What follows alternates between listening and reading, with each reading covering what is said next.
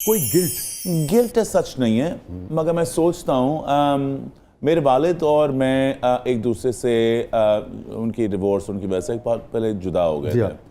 कब सेपरेशन हुई थी आपने मैं बताया? जी 2 साल का था। आप 2 बरस के थे? 2 साल का था। और फिर मेरी ज़िंदगी में वापस आए थे जब वो बहुत बीमार थे। तब से मेरी उनसे कोई गुफ्तगू नहीं थी। वो जब बीमार हुए तो उन्होंने मुझे कहा कि मेरा ख्याल रखो, जब मुझे मालूम भी नहीं था कि। और आपकी एज उस वक्त क्या थी? उस वक्त आप कितनी उम्र के हो गए? 15 साल पहले की बात है। 15 साल। अच्छा। हाँ जी, तो I was a fully grown, fully individualised person. तो ये सारी अचीवमेंट्स और ये सब कुछ हो हाँ चुका? जी, मैं I was a successful man. And मेरी रिग्रेट ये नहीं है, मैं अपनी माँ को दाद देता हूँ। मेरी माँ को जब मैंने बताया तो उन्होंने कहा कि ज़रूर रखो ख्याल। Very good. जो पछतावे होते हैं वो ऐसे होते हैं कि बाद में तुम अपने आप को कोसोगे कि तुम अपने आप का ख्याल क्यों नहीं रखा। तो मैंने उनको रखा। तो एक मैग्नेनिमिटी शो की आपकी वालदा ने ना? मेरी माँ एक बहुत मैग्नेनिमस औरत हैं जी, बड़ी मैग्नेनिमस, बड़ी बड़े दिल वाली दिलेर औरत है। क्या उनसे ज़्यादा दिलेर इंसान मैंने ज़िंदगी में किसी देखा नहीं। मेरे वालिद साहब भी एक बहुत बड़े दिल के इंसान हैं। शायद मेरे साथ ना हो सके अपनी ज़िंदगी में, मगर मैं जानता हूँ कि वो थे। और मैं जानता हूँ कि उनका भी एक बड़ा एक मुकाम था और वो उनकी भी एक बहुत अच्छी सोच थी। मुझे सिर्फ ये इस बात का सैडनेस है कि काश मैं अपने वालिद को उनके जीते जाते ही सालों में जब वो सही थे, मैं उनको थोड़ी बेहतर और जानने का मुझे मौका मिलता। मुझे लगता है मैं उनसे बहुत कुछ सीखता। उसका रिग्रेट है। आपको लगता है कि जब एक तरह से काइंड ऑफ रिकन्सिलिएशन कह लें या जब मुलाकात दोबारा हुई तो थोड़ा लेट हो गया? इस वक्त ऐसा था, वो बीमार बहुत थे। गुफ्तगू जो थी वो उन एरियाज पे नहीं थी। उनकी ऑब्वियसली आई थिंक वो बहुत कुछ कहना भी चाहते थे। उन्होंने कभी इजहार किया कि यार मैंने भी हसन मिस किया लाजमी था, आपके चाइल्डहुड, आपकी जवानी? मौका नहीं मिला ऐसा। अच्छा, बिल्कुल ही मौका नहीं मिला। हम लोग का जो बातें हो रही थी वो मैं लिटरली एक नए इंसान को जानने की कोशिश कर रहा था। और बहुत अच्छी चीज़ें लग रही थी, बहुत चीज़ें मुझे समझ आ रही थी कि उनकी पर्सनैलिटी, जिस तरह वो बोलते थे, जिस तरह उनके बड़ा सा एक, लोग कहते हैं मैं ज़रा ओवर द टॉप हूँ, बिगर लार्जर देन लाइफ पर्सनैलिटी हूँ। मुझे कभी समझ भी नहीं आती थी कहाँ से आती है। अब्बू को देख के मुझे थोड़ा सा समझ भी आ रहा था। अपने हाथ देख के उनके हाथ देखता था, इस तरह की चीज़ें जो बच्चा करता है। मगर काश मुझे और वक्त मिलता। मगर जो मिला उसके लिए मैं बहुत शुक्रगुजार हूँ। और जितना टाइम उन्होंने मुझे, जिनके साथ मैं उनके साथ गुजार सका, उससे मैंने बड़ा कुछ सीखा। आखिरी बात क्या, आखिरी मुकालमा क्या हुआ आपको अपने वालिद से, अगर याद हो आपको? जो लास्ट मेरी बात थी, वो एम्बुलेंस से वापस घर जा रहे थे और मैं उनको एज़ यूजुअल वही कह रहा था कि आप फिक्र ना करें, आप ठीक हो जाएंगे। और अबू को ज़्यादा शौक़ नहीं था अस्पताल में रहने का। वो बहुत आते थे, मगर अबू एक पुराने ज़मींदार, 16 गाँव के नंबरदार, बिग मैन, बिग एटीट्यूड।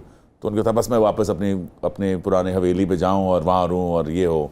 तो अबू को बस मैं ये बता रहा था कि फिक्र ना करें, आप वापस घर जा रहे हैं। बस उनको मैं तसल्लियाँ देता रहता था कि आप फिर से आपको नहीं आना होगा। मुझे जो मालूम था कि उनको बार बार आना होगा।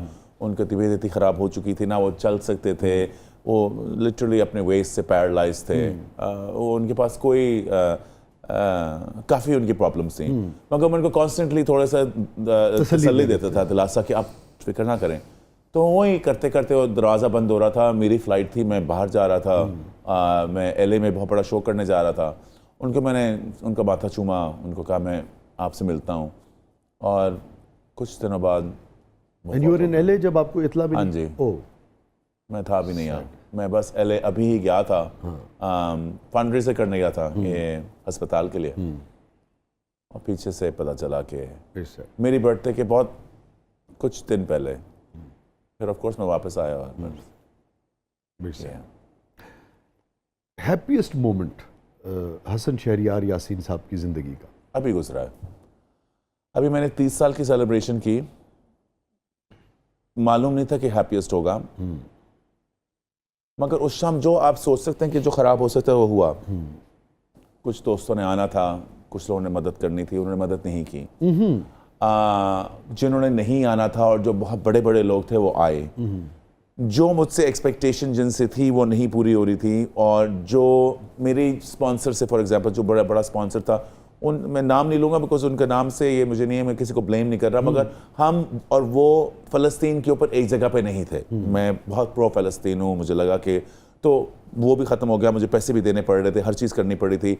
जो शो हुआ उसके 2 घंटे पहले ऐसी बारिश आई कि पूरा सेट तबाह हो गया, हर चीज़ बर्बाद हो गई, ख़त्म हो गई। हमने बाल्टियों से पानी निकाला, लिटरली जब लोग आ रहे थे तो मैंने शलवार ऊपर से चढ़ा के मैं सफाइयाँ करके चीज़ें बना रहा था। मुझे लगा था ये शो नहीं हो पाएगा। मगर उस दिन ना सिर्फ शो हुआ, मगर उस शो की वजह मेरे कपड़े या मेरे क्लोथ्स नहीं था। उधर जो भी इंसान आया, चाहे वो मेरे साथ पहले 1994 में उन्होंने काम किया हो या अभी 5 मिनट पहले काम किया हो, हर इंसान था। 10:30 बजे शो शुरू किया, सब बारिश की वजह से हर चीज़, हर लाइट, हर चीज़ टूट चुकी थी।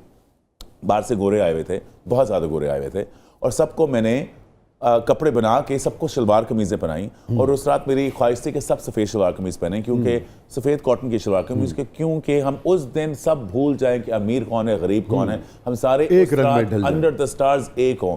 पाकिस्तान का सबसे पहले मूवी के सेट के ऊपर मैंने सेट बनाया, मगर सारी तारों के अंदर पानी आ चुका था, हर चीज़ गीली हो चुकी थी, अंधेरा था, और लोग आके हमें लगा कि कोई भी नहीं आएगा। हमने 2 घंटे आगे किया कि मैंने कहा था 600 लोगों को बुलाएं, अब आएगा सिर्फ 100-700 बंदा आया, और भरा हुआ सफ़ेद की एक समुंदर, और गोरे पे गोरा, बड़े से बड़े लोग आए हुए। और मेरे लिए ये एक ख्वाहिश थी कि पाकिस्तान का नेशनल एंथम चले मेरे शो से पहले, हम पाकिस्तान ज़मीन गाएं और मेरे साथ गाएं।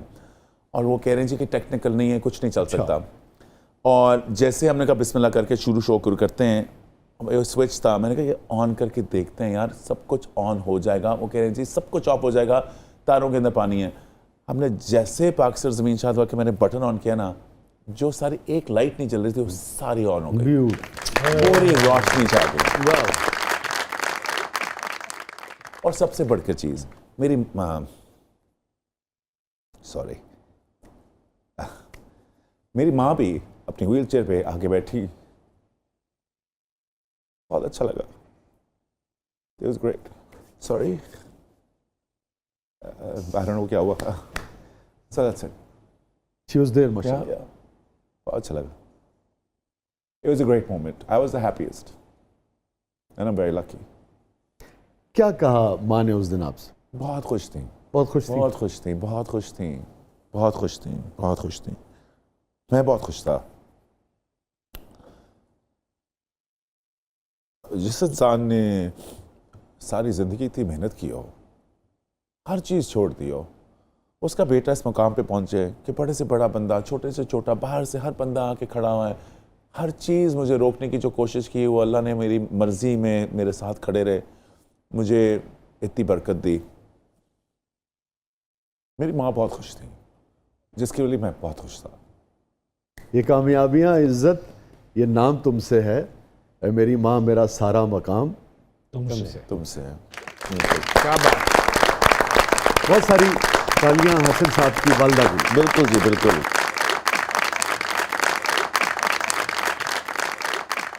शुक्रिया आपका। अपनी बातें हमने की, बहुत सी दफ़ा हम ऐसी बातें कर जाते हैं जो मायने नहीं रखती, मगर मायने रखते हैं वही बातें जो हमारी ख़ानदान की होती हैं, अपनों की होती हैं। और अपने सिर्फ अपनी फैमिली के नहीं होते, अपने अपने होते हैं। और आई गेस ये इसलिए भी मैं खुश था कि मुझे उस रात लगा कि मेरे इर्द गिर्द सारे जो हैं वो मेरे अपने हैं। बहुत बहुत शुक्रिया हसन, आप तशरीफ लाए। Thank you so much. Thank you so much. It was a wonderful pleasure. बड़ा मज़ा आया, और आपकी मुझे पोइट्री बहुत अच्छी लगी। शुक्रिया। आपके मेज़बान, बड़ा मज़ा आया। थैंक यू, बहुत शुक्रिया। Thank you for coming. नाज़रीन, ये था आज का ज़बरदस्त। अपने फीडबैक से हमें आगाह कीजिएगा। इजाज़त दीजिए, अल्लाह हाफ़िज़।